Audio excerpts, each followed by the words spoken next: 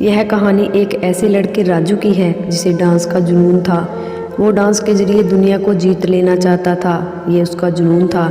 लेकिन दिल में कहीं बैठी एक आरज़ू भी थी जो अक्सर ही उसे उसके प्यार के बारे में कहा करती थी। उसकी इच्छा थी उसकी जीवन साथी एक गायिका हो, भले वो गायन में स्नातक न हो, न ही उसका पेशा गायन हो, लेकिन वो उसके लिए गुनगुना सके, उसके लिए 4 शब्द ही हों पर गा सके।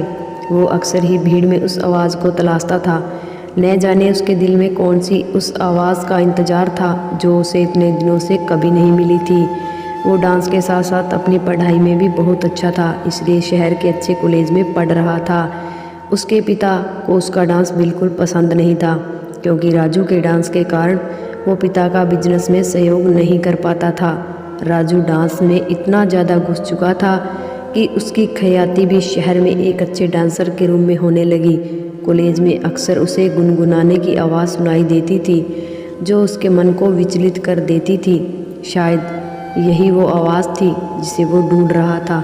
जब भी वो उस आवाज़ को सुनता, उसका पीछा करता, लेकिन उसे कभी वो लड़की नहीं मिलती जिसकी वो आवाज़ थी। कई दिन बीत गए, उसे बिन देखे ही उस आवाज़ से प्यार होने लगा था। उसने अपने दिल ही दिल में उस आवाज़ के अनुरूप एक तस्वीर बना ली थी और अपने सपनों में उस तस्वीर से मोहब्बत करने लगा। एक दिन उसे फिर से वही आवाज़ सुनाई दी। उसने भागकर देखा तो कॉलेज के बगीचे में 2 लड़कियां बैठी थी। उसे आज वो लड़की दिख गई जिसकी आवाज़ उसके दिलो दिमाग में छाई थी। वो दोनों बहनें थीं जो हमेशा साथ रहती थी। उनमें से एक का नाम आभा और दूसरी का नाम प्रतिभा था। आभा स्वभाव में शांत थी, अक्सर ही अपनी बहन के पीछे चुप सी खड़ी रहती थी। उसकी मुस्कान बहुत अच्छी थी, वो दिल की जितनी साफ थी उसके चेहरे पर भी वही निर्मल भाव थे, लेकिन वो दिखने में बहुत साधारण थी। और इसके विपरीत प्रतिभा आज के ज़माने की मॉडर्न लड़की थी जो बहुत बिंदास रहती थी, फैशनेबल कपड़े पहनती और घूमती फिरती एक जिंदा दिल खुश मिजाज लड़की थी। जब राजू ने प्रतिभा को देखा तो उसकी आंखें थम गई। उसे नशीली आवाज़ के पीछे ये सुंदर चेहरा देख राजू सनसा रह गया और अपना सब कुछ उस पर लुटा बैठा। हर वक्त वो इस कोशिश में रहता कि कैसे भी प्रतिभा से उसकी बात हो। इसके लिए उसने उसे फेसबुक पर एक फ्रेंड रिक्वेस्ट भी भेजी। वो घंटों फेसबुक पर प्रतिभा से बातें करता, एक दोस्त की तरह उससे अपने सुख दुख शेयर करता और दूसरी तरफ से भी उसे बहुत अच्छा रिस्पांस मिल रहा था।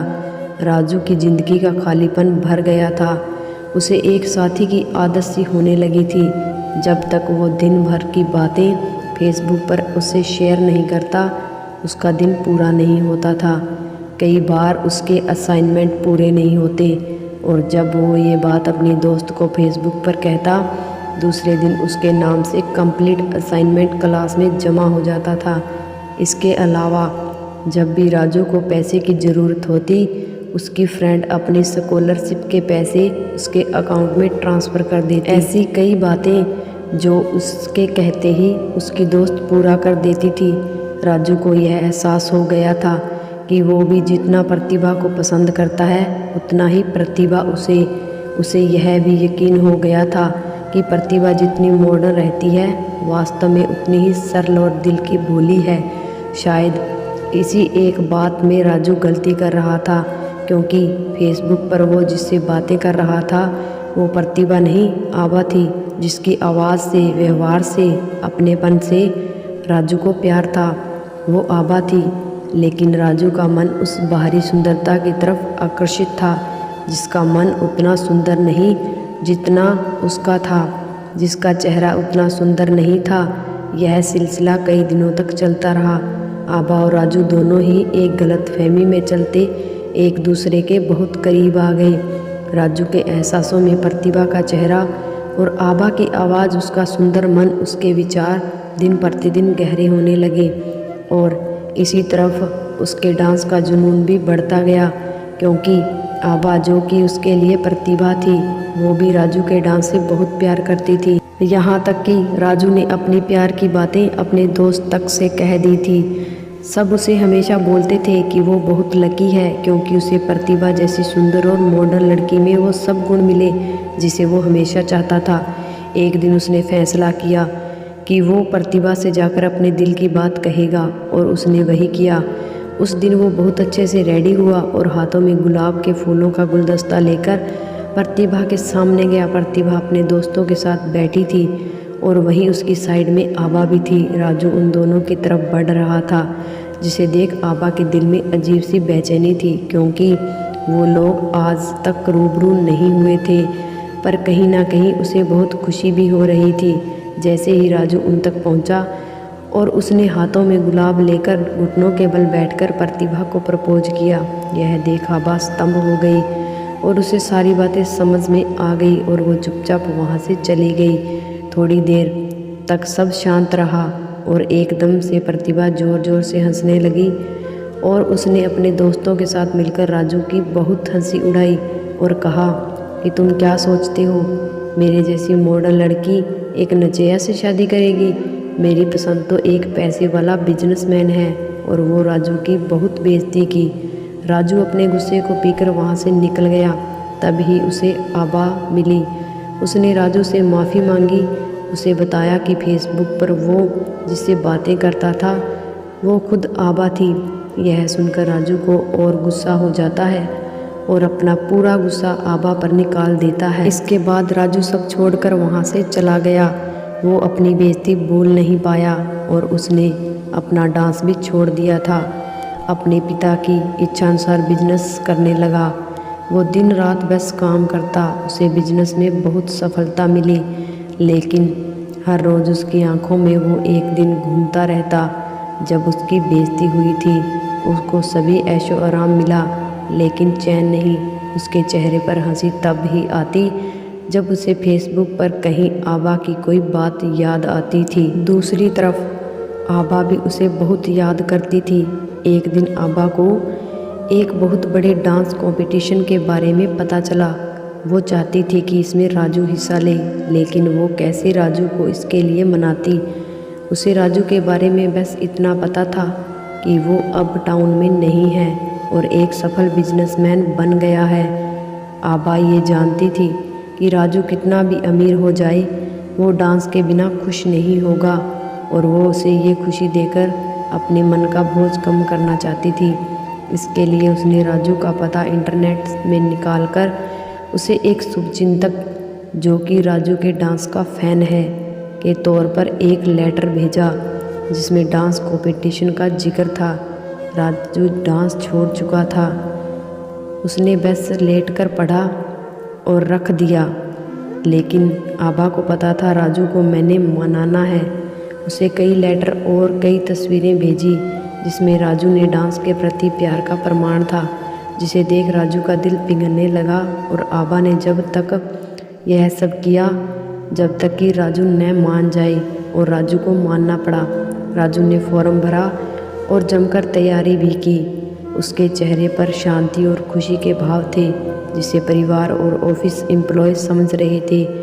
वो दिन आ गया जब कंपटीशन था। राजू ने बिल्कुल तोड़ू परफॉर्मेंस दी और वो जीत गया। जब उसे पुरस्कार मिला तब सबसे पहले आगे आबा खड़ी ताली बजा रही थी। उसे देख राजू के चेहरे पर वही गुस्से का भाव आ गए और वो वहाँ से निकल गया। जब वो घर आया तो घर में उस शुभचिंतक ने फूल भेजकर उसका अभिवादन किया। साथ ही उसे एक लेटर भी लिखा जिसमें था कि आगे वाले कुछ दिनों में उसे एक सरप्राइज़ मिलेगा। राजू चौंक गया। उसे बार बार उसी बात का ख्याल सताने लगा। एक दिन शाम को घर लौटा तो घर पर प्रतिभा और उसके माता पिता प्रतिभा के रिश्ते के लिए आए थे।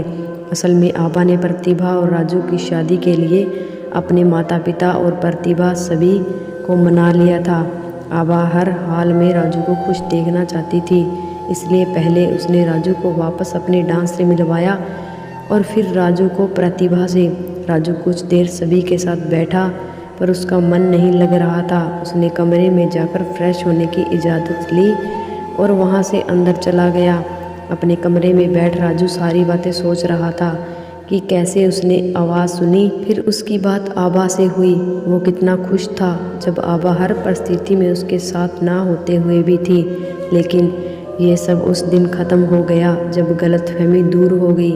लेकिन फिर से उसे वही सब महसूस हुआ जब उसने उसे शुभचिंतक के लेटर को पढ़ा और उसकी बातों को माना। राजू ने एक दम ही शुभचिंतक वाले लेटर निकाले और उसे असाइनमेंट की कॉपी से मैच किया। उसे समझ आ गया कि इन सब के पीछे कौन है। उसे सारी बातें समझ आ गई और यह भी कि वो क्या चाहता है। वो कमरे से बाहर आकर सबके बीच बैठा और उसने प्रतिभा के पिताजी का हाथ पकड़कर कहा कि मैं शादी के लिए तैयार हूँ, पर मेरी एक शर्त है। मैं प्रतिभा से नहीं, आबा से शादी करना चाहता हूँ। वो सभी को कहता है, मैं भी औरों की तरह सुंदरता में प्यार ढूंढ रहा था। ये भूलकर ही मुझे जिस आवाज़ से प्यार था उसका चेहरा यह तय नहीं करता कि आवाज़ कितनी सुंदर है। मेरे दिल को जिसने छुआ था वो असल में आबा ही थी। उसकी पूरी बातें सुन सभी की आंखें भर आई और राजू और आबा एक हो गए। आबा का मन बहुत साफ था, इसलिए उसे उसका प्यार मिलता है। और तभी तो हम कहते हैं, मन चंगा तो खटौती में गंगा।